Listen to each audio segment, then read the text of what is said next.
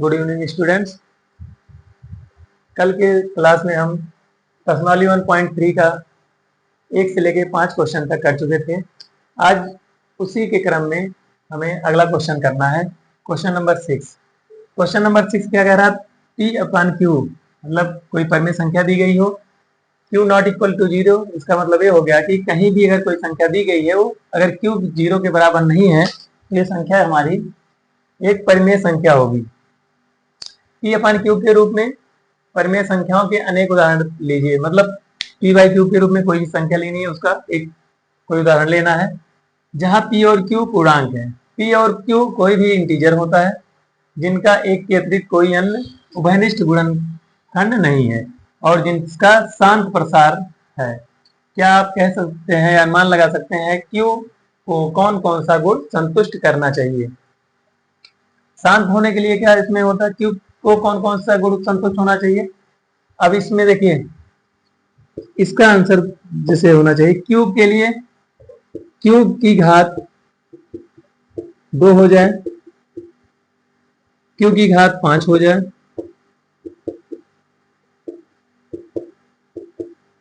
हो जाए,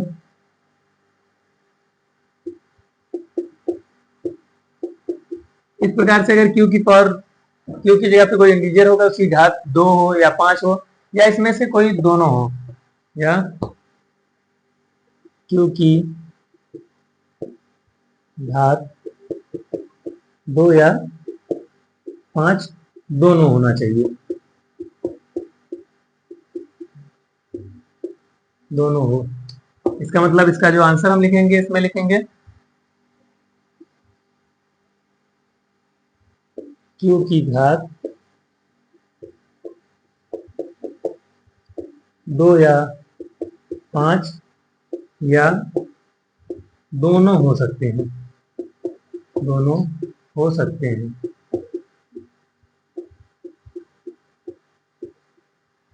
ये हमारा क्वेश्चन नंबर 6 दिया था, इसका आंसर इसको लिखेंगे। अब इसके बाद क्वेश्चन नंबर 7 देखते हैं।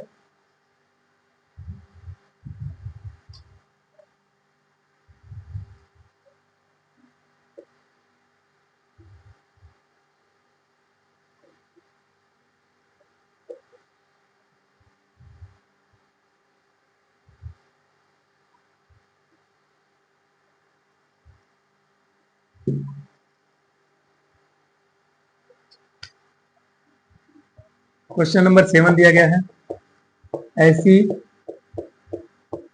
3 संख्याएं बताइए, 3 संख्याएं बताइए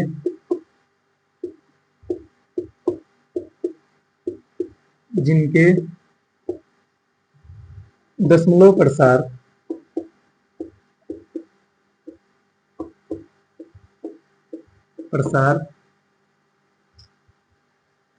अनवसानी आवर्ती हो।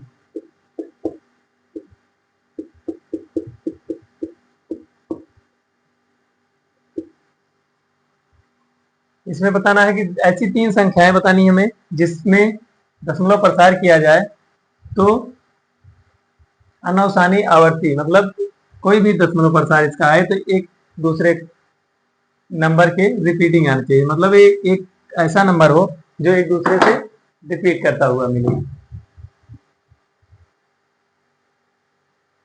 जैसे हम एक इसका आंसर लिखते हैं 0.0100110, इस तरह से संख्या हमारी बढ़ती चली जा रही है। अगला लिखते हैं 0.20020002। इसके बाद 3 के क्रम में ले लेते हैं, ये 3 हो जाएगा, 3। इस प्रकार जो हमारी संख्याएं आएंगी अनवसानी संख्याएं हैं।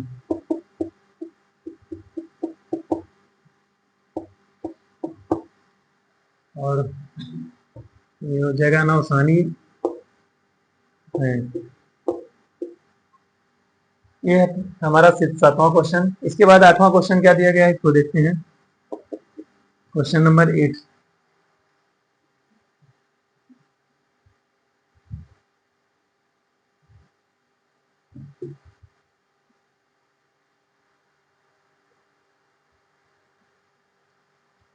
परिमेय संख्या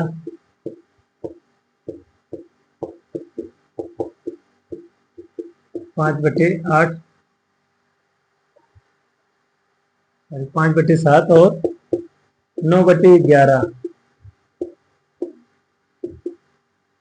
के बीच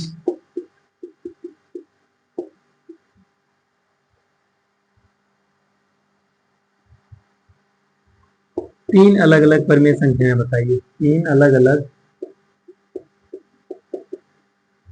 परिमेय संख्याएं बताइए। परिमेय संख्याएं बताइए।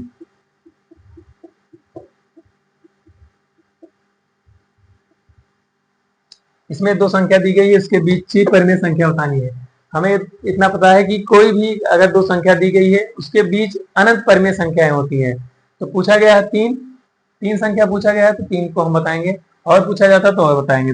बीच की संख्या निकालने के लिए सबसे पहले क्या करते हैं, बीच की संख्या। अगर किसी दो संख्याओं के बीच की संख्या हमें निकालनी है तो दोनों संख्याओं को जोड़ते हैं, उसके बाद 2 से भाग दे देते हैं। पहली संख्या प्लस दूसरी संख्या डिवाइडेड बाई 2, मतलब 5/7 है, 9/11 है।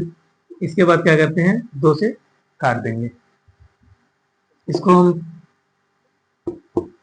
11 से करेंगे। 11 5 जा 55 प्लस 7 9 जा 63 अपान 11 इंटू 7/2 हो गया। इसको जोड़ते हैं दोनों को। 8 118 अपान ये हो जाएगा 77/2। 2 को इसमें मल्टीप्लाई करेंगे। 118/2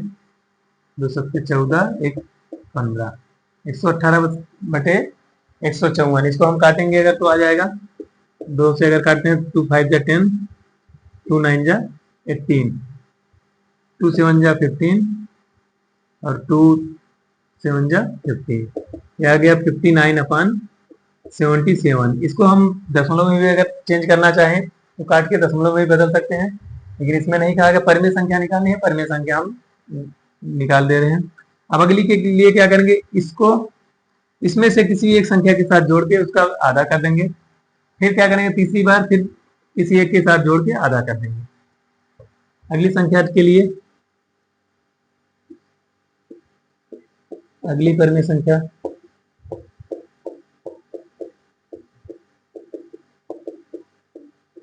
उसको निकालने के लिए फिर वही करेंगे। 59/77 प्लस दोनों में से एक लेते हैं 5/7/2। ये आपका हो गया। 7 दोनों में कॉमन है, इसको कॉमन कर लेते हैं। 1/7 ये हो जाएगा 59/11 प्लस 5/1/2 हो गया। जोड़ते हैं इसको। 59 प्लस 55 हो जाएगा अपान 7। 1/7 है, इसको 1/7 लिख लेते हैं। नीचे दिया गया है 11 पूरे का अपान 2। 59 प्लस 55 हो जाएगा 114। नीचे हो गया। 7 को इसमें मल्टीप्लाई कर लेते हैं, 2 को भी ऊपर ले जाकर मल्टीप्लाई कर देते हैं। 7 इंटू 11 इंटू 2, 2 से इसको काटेंगे। 2 5 जा 10, 2 7 जा, ये आ गया 57। ऊपर आ गया 57, नीचे आ गया हमारा 77। ये हमारी आ गई दूसरी संख्या। इस प्रकार से चाहे इसको लेते हैं चाहे इसको, दोनों में लेके अगली वाले के साथ 9/11 के साथ ऐड कर देंगे। ऐड करने के बाद 2 से डिवाइड कर देंगे। जब 2 से डिवाइड करेंगे जो संख्या हमें मिलेगी तीसरी संख्या मिल जाएगी, और भी संख्या निकालनी रहेगी। इसी प्रकार हम निकालते चले जाएंगे। कितनी भी पूछेगा, 3 पूछा है 3 बताते हैं, 5 पूछेगा 10 पूछेगा, या इससे अधिक और भी पूछ रहा है, 100 पूछ रहा है, 1000 मतलब 1000 पूछ रहा है, तब भी इसी क्रम में हम इसको आगे बढ़ाएंगे।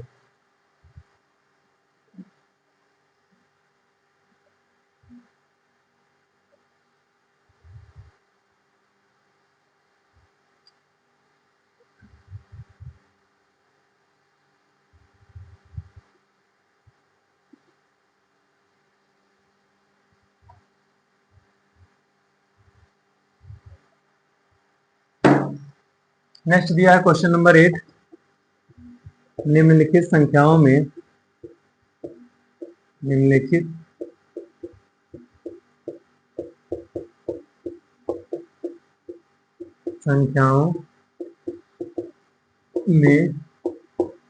परिमेय तथा अपरिमेय संख्याएं बताइए। परिमेय तथा अपरिमेय संख्या बताइए।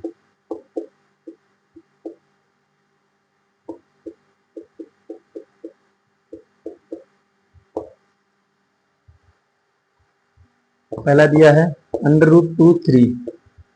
√2 3 दिया है, परिमेय है या अपरिमेय, इसको बताना है। दूसरा दिया है √2 का 225, ये हो जाएगा। तीसरा दिया है 03796 दिया है, और चौथा दिया गया है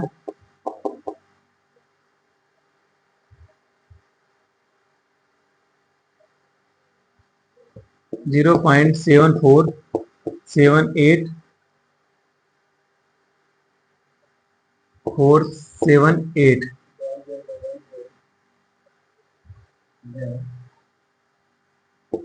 ये आगे बढ़ता चला जा रहा है। और पांचवा दिया है 1.1010010001 डॉट डॉट करके, ये हमें संख्या दी गई है।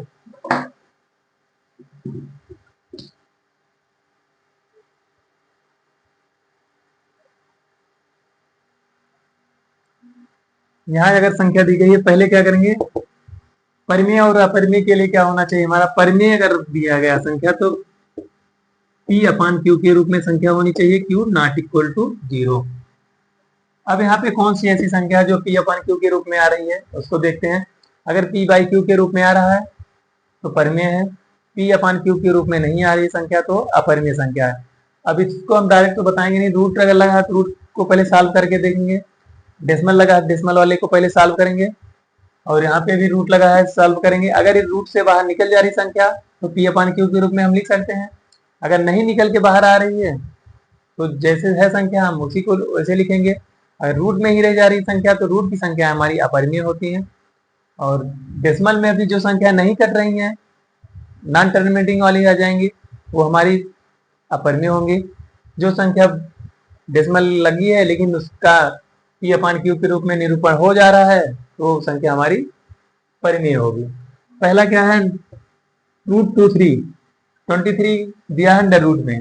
हमें इतना पता है कि 23 एक हमारी अभाज्य संख्या है जिसका हम कोई गुणनखंड नहीं कर सकते हैं। अगर हम इसका गुणनखंड नहीं कर सकते तो इसका क्या होगा, बहुत होगा तो ये दशमलव में निकल के आएगी, नहीं तो √3 का √3 ही रहेगा।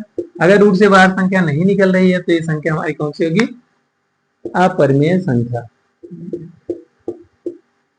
अपरिमेय संख्या हो जाएगी।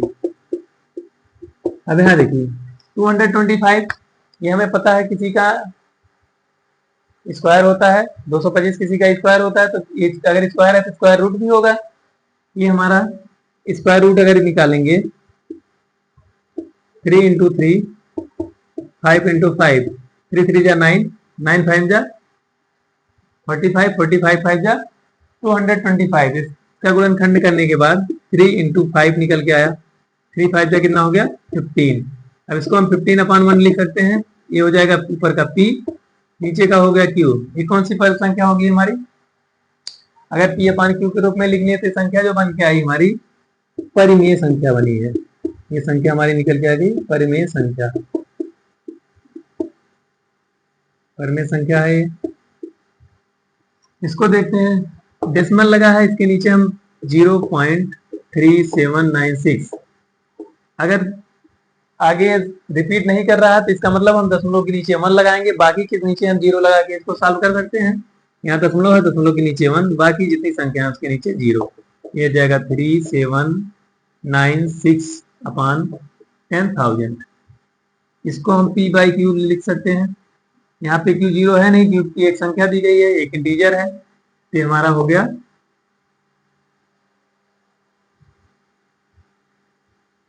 यहाँ देखते हैं P का मान आ गया 3796 और Q का मान आ गया 10,000। अगर P Q दोनों हमको मिल रहा है तो इसका मतलब यहाँ Q हमारा 0 के बराबर नहीं है। अगर 0 के बराबर नहीं तो संख्या हमारी, या संख्या लिख लो, या तो 0.3796 इक्वल टू 3796 अपॉन 10,000 एक परिमेय संख्या है, एक परिमेय संख्या है। अब इसको देखते हैं, ये कहीं पे कट रहा है, खत्म हो रहा है। अगर यहाँ पे रिपीट करते आगे बढ़ता चला जा रहा है, कहीं पे कट नहीं रही है, दशमलव शांत नहीं हो रहा। अगर अशांत तो दशमलव है, ये भी अशांत दशमलव का एग्जाम्पल दिया गया है, ये भी अशांत दशमलव। अगर अशांत दशमलव वाली संख्या कहीं भी मिल जाएंगी तो सीधा हम इसको बोलेंगे अपरिमेय।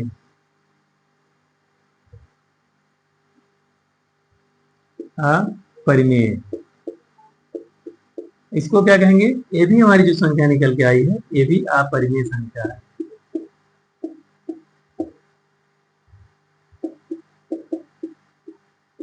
इसका मतलब क्या हो गया, जो हमारा क्वेश्चन दिया गया था निम्नलिखित संख्याओं में परिमेय और अपरिमेय संख्या बताना था, तो परिमेय के लिए हमारा क्वेश्चन नंबर 2 परिमेय है, क्वेश्चन नंबर 3 परिमेय है, बाकी 1, 4, 5 तीनों संख्याएं हमारी अपरिमेय संख्याएं दी गई हैं।